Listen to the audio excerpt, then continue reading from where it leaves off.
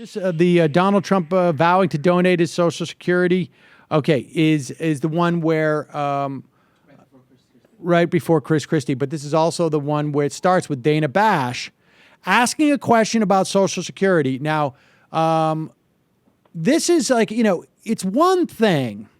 I mean, look, Jake Tapper did not correct any of the complete bullcrap that was spewed by the Republicans during that debate. Now, I don't feel terribly strongly, my expectations of him doing that are pretty limited, right? I mean, because certainly, here's the dynamic with the Republican debate, it seems to me, that whenever they get into policy, like Carly Fiorina saying what we should do is, we should put more troops in Germany and we should be moving people to the Baltics. Everybody who has looked at what she actually said there has said, we got to increase to 50% our defense budget to do what she wants. Well, and on top of the fact that to the extent that she called for us to do anything, those things have already been done. And, that too, except for increasing our presence in Germany from 40,000 troops to whatever it would be, 44,000 troops, as if that would make any type of difference. Now, one might expect that you would have other candidates go, hey, what you just said is a load of horse crap. That doesn't mean anything.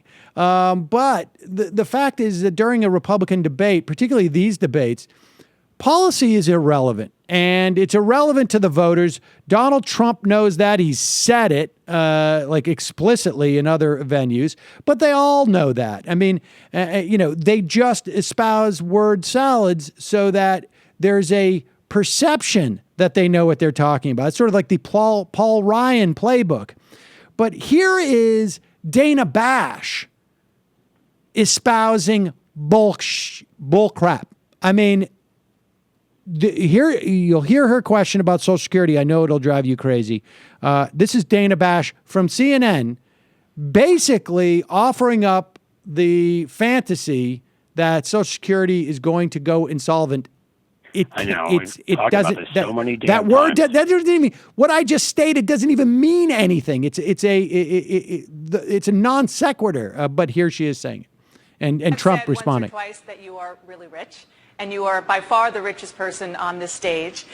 Chris Christie says billionaires like you, and even people who make and earn far less, should no longer get Social Security, or at least there should be limits based on the income. You think he's wrong? And if so, why? Speaking for myself, I'm okay with it. I think there's a certain truth to it. I know people that, frankly, it has no impact on their life whatsoever. There are many people. I would almost say leave it up to them, but I would be willing to check it off and say I will not get Social Security. What about I do the not. Country as a policy? As a policy, I would almost leave it up to the people. Don't forget, they pay in, and maybe they do well, and maybe some people want it. But the fact is that there are people that truly don't need it, and there are many people that do need it very, very badly. And I would be willing to write mine off 100%, Dana. So that wasn't the clip where she says the solvent, right, Matt? Right. Okay. All right. We'll get to that in a minute. But let's just talk about that idea. That idea is so stupid. If people don't want to take their Social Security, they don't have to take it. And I guess Trump is right about that. That's the case with anything, right? You don't have to take any deductions on your taxes. You don't have to do anything. If we wanted to save any money, the idea that if billionaires or even millionaires don't take their Social Security, that we'd save any significant amount of money is silly. If you really want to means test Social Security, there's an easy way to do that, and that is just increase their taxes. And in fact, you don't even have to means test it. You just extend the cap so that they don't have to not pay taxes on their money. That's the easiest way to means test, or even. You're right. Let people know that. Because people, we've talked about this a lot, but people forget often that you're only paying taxes into, up to the first 117,000 or so at this point. And so let people. There's a great way that billionaires and millionaires can put a lot more money into it and pay their fair share. And we're not doing it right now. And she could have brought up for context how there were numerous proposals in the Senate to do just that. Yeah. Now, here she goes on to make a false claim about Social Security. Never mind not correct one. Let's hear what Dana Bash says. So is a voluntary program a way to get the Social Security system solvent again like that? No, it's not. But when Donald did it, it's a good start. That's really good. No, listen. pause it for 1 second. Before we let Chris Christie spew his nonsense that Pete Peterson is paying him for, the idea that Social Security is not solvent now or even ever is ludicrous. Will you please explain to people, Cliff, why calling Social Security insolvent is like, I don't know, saying, hey, I'm going to measure you with this tape measure. You're 2 pounds tall. I lost you on that last part. What'd you say? I'm sorry. Well, I'm basically saying that you can't. The idea that Social Security is insolvent is silly because everyone would have to evaporate and not pay into the system and just show up when they're 65 for it to be insolvent. No, that's right. Yeah, I'm sorry. For some reason, it got sort of hazy. I couldn't hear what you were saying. I don't know if that's the line or whatever. Well, exactly. And again, people are paying money into this as they're going along. This is sort of another big pot of money. It reminds me completely of what has happened with charter schools, with education. There's a lot of guys who are sitting there licking their chops, and they're looking for big pots of money to invest. And if you can attack these things and turn them into things that are failing and can make an argument that has failed again and again and again, if we just privatize this, it'll go better. It never does, by the way. So that's what this is a part of. And there's numerous studies out there, that show that at the current trust fund where it is. In any case, there's no adjustments that need to be made at all for this thing to be fully pay out full benefits to 2037 or something of that sort. And at that point, again, we have this very simple way of dealing with any kind of Social Security shortfall. It's called allowing more people's income to go to paying payroll taxes, because right now it's regressive. You're only nailing the people, you're nailing people up to sort of an upper middle class level, but the first 117,000 or so of income. So there's other proposals that said, we would get rid of it from $250,000 up, and you'd keep in that part in the middle, it wouldn't be taxed. There's others that just say we'd get rid of the cap completely. Bernie Sanders had a proposal, Tom Harkin had a proposal. Again, these are things with easy answers, as most of our problems we have are. You just have people with ideology or an opportunity to get their hands on money that don't want to hear those answers, and that's what we're dealing with.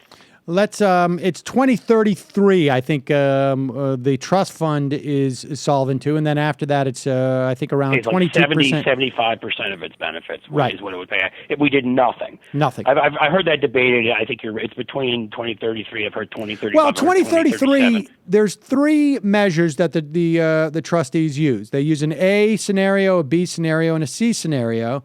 And the A, they use basically the middle scenario, which has been traditionally significantly more conservative than reality. So, in other words, even their B scenario is more conservative. Right. And they say the trust funds there. Using the term conservative in the old, more positive sense of that word. Well, just that they are very. I know. I'm having fun with you. And so the idea of Social Security Social Security being insolvent is stupid because it is funded primarily on a rolling basis anyways. It's basically pay as you go. We just happen to have a larger trust fund now because of a deal in the 80s anticipating the growth of the baby boomers. So this is it's an absurd question, and I was likening it to when my 2-year-old son whips out my tape measure and he wants to measure how tall I am. And I say, how tall am I? As he looks at the thing and he says, you're 2 pounds. It just doesn't make any sense to say solvent in terms of Social Security. Well, let's hear what Christie has to say about Social Security. This is an issue that we've got to talk about, and we haven't talked about yet. 71% of all federal spending is on entitlements and debt service. When John Kennedy was elected president in 1960, it was 26%. Harvard and Dartmouth says that Social Security is going to go insolvent in 7 to 8 years. So what I say is very simple. We need to save this program for the good people out there who have paid into the system and need it.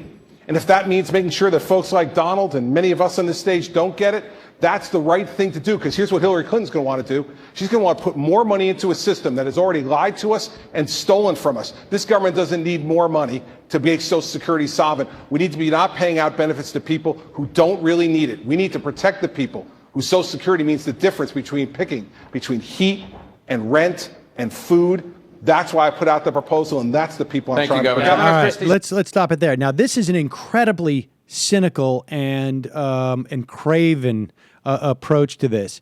He is. We know that means testing on Social Security in this way would not save any significant money, and that the easiest way to do it is simply just to make them pay more taxes on the front end. Just raise their premiums on this insurance so they'll get their retirement insurance either way, which is absolutely fine if he's really concerned about those people who are making the choice between heat and food based on their Social Security.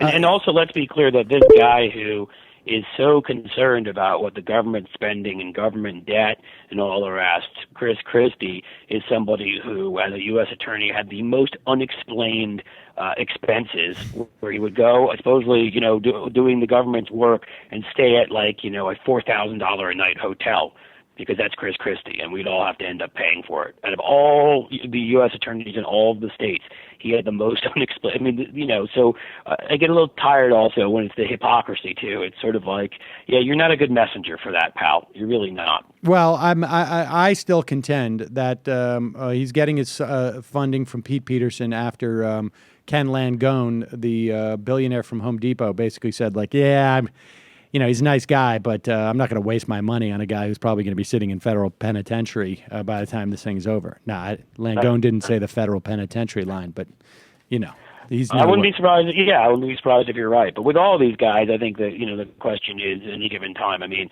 we're really at a different point in time, than when our system began, and as it has gone on through the centuries, and where people could have thought up the ways. And I mean, we know now, because we've seen cases where people have literally taken jobs right after they've left office or whatever, with a group that magically was they were advocating for their interests, but they weren't necessarily donating a ton to them then. And you were like, I wonder what it's about. These guys all have post-presidential careers. They all have both Senate careers. I mean, most of them, or if not all of them, will not be presidents. But if they were to become presidents, I don't think that the big corporate guys aren't smart enough to promise a lot of people a lot of things down the road.